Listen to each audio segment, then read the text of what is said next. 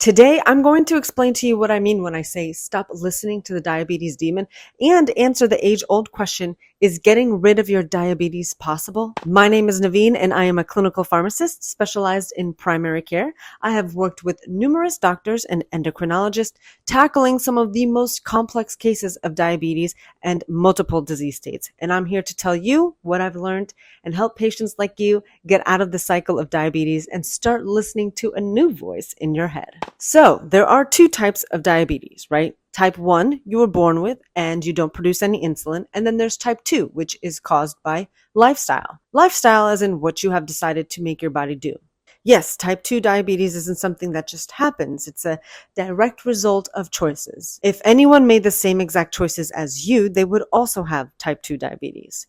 Now, I'm not saying you purposely gave yourself diabetes, but it was an unintended result of the choices that were made. Now, you may be asking, how exactly did I cause this? Let me first explain simply how the body works. Our body is like a big manufacturer, and within it are all these little different types of machines or systems working for the manufacturer. You and your brain are the CEO of this manufacturer. One of these systems you're running is the one for energy, or the digestive system. When your body is running out of fuel for the machine, it tells your brain you need more energy. Your stomach growls and etc. Your brain decides to move your body and to go get some food, right? You eat this food and the digestive system starts to work by first chewing the food it's receiving, and then it goes to the stomach and then breaks it down with acid until it becomes energy particles or little glucoses. Now, glucose can't be in the body by itself. It needs a chaperone to take it safely to places. That's where insulin comes in. Insulin is the chaperone that hangs out in this organ called pancreas.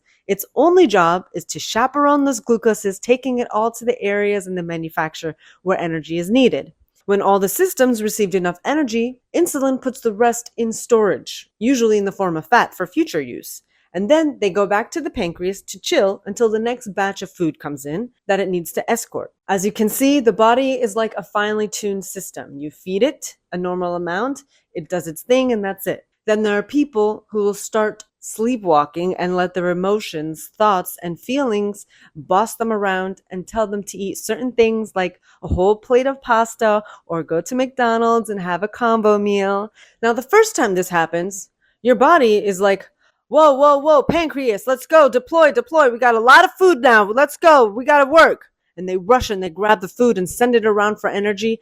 And then because foods like pasta and burgers have a lot of sugar compared to things with just pure protein like chicken, there's a lot left over, right? That's extra. And what does your body do? It stores it as fat. So done once or twice, your body can handle it. But when this is done every day or every other day for years, your system is going into overdrive and storing all this excess food into fat. And you start gaining weight, and then your system gets tired and says, you know what? I quit.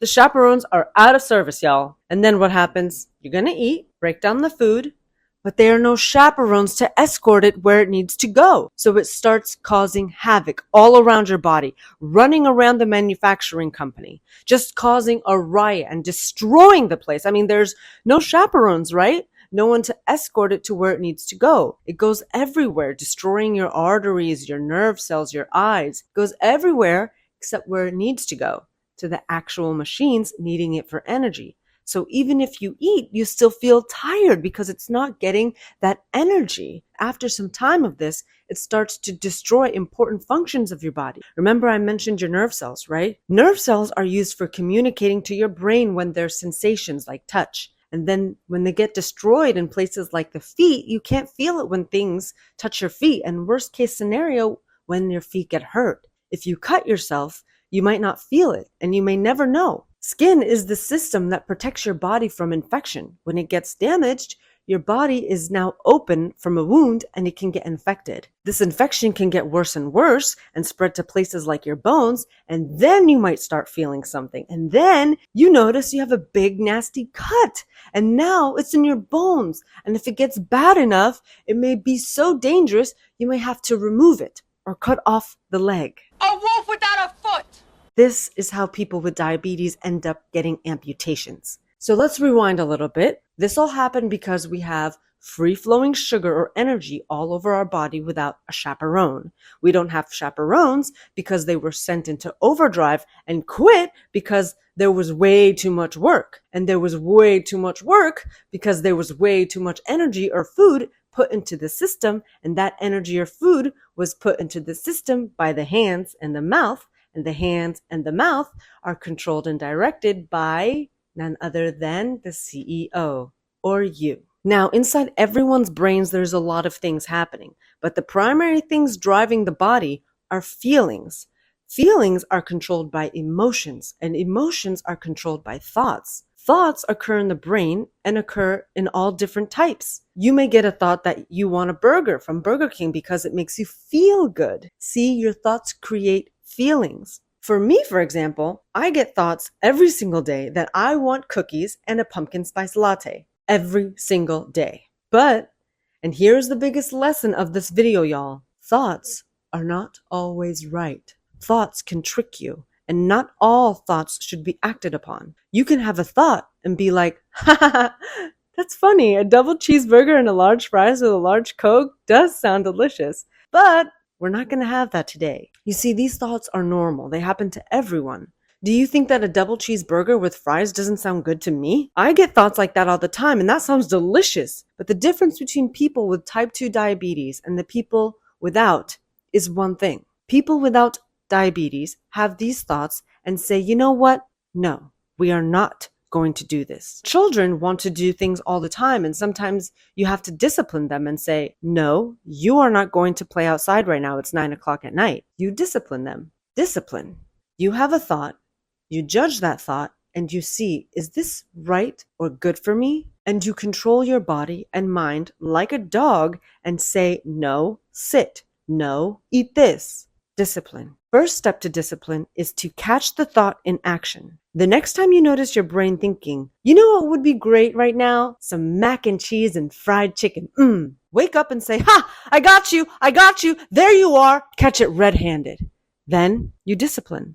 No, you know what we're going to have? We're going to have a healthy meal, one that has little pasta and no fried food, what is good for our bodies and our systems. Oh, but that sucks. I don't want that food. That's gross. You say, yes, I know it may not be the best, but it's good for us and will make us healthy and strong. Like we have bad thoughts, we also have good thoughts. Like, man, what a beautiful day it is outside. I should go for a walk. Good thought. Another one is, I'm too tired. I'll just sit and watch TV. Bad thought. Which one are you going to listen to and make your body or the manufacturer do as the CEO of your business? Are you going to listen to the diabetes demon, or are you going to listen to the angel of health? In my career as a primary care pharmacist, I have dealt with patients who really wanted to stop their insulin injections. That was their number one goal, get off insulin injections. Well, that means we need to get the chaperones, or the insulin in the pancreas, up and running again, but they quit. Remember, it was too much work. So we must lessen the work for them. Don't give them too much food to chaperone anymore. You do it once or twice, they won't believe you. You do it consistency, they'll come back. The more you listen and act on the good thoughts, not the diabetes demon thoughts, you will begin to make choices that are good for the body. You'll decide to learn the best meals that are low in sugar. You'll start going on walks. And then, as time goes on, maybe move some weights around. And then there won't be that much work for the chaperones. And then one by one, they'll start showing up back to work. But if the work becomes hard again, they will quit. That's how we got these patients off their insulin. That's how their A1Cs got to lower than 5.7 to 5.6. That's how we cured their diabetes. When the leaves on the plant get bad, we cut the ends. But don't forget to water the plant, and most importantly, care for its roots. If the roots are cared for, the plant will be a beautiful tree. If your roots or your thoughts are cared for, you will have a beautiful working body. I'll leave you at that. Click the like button if you like this video, and do me a huge favor. Subscribe to my channel. It's easy and it's free, and that shows me that you like what I'm doing here, and it motivates me to make more videos for you. Much love to you all. Now go out there and just win.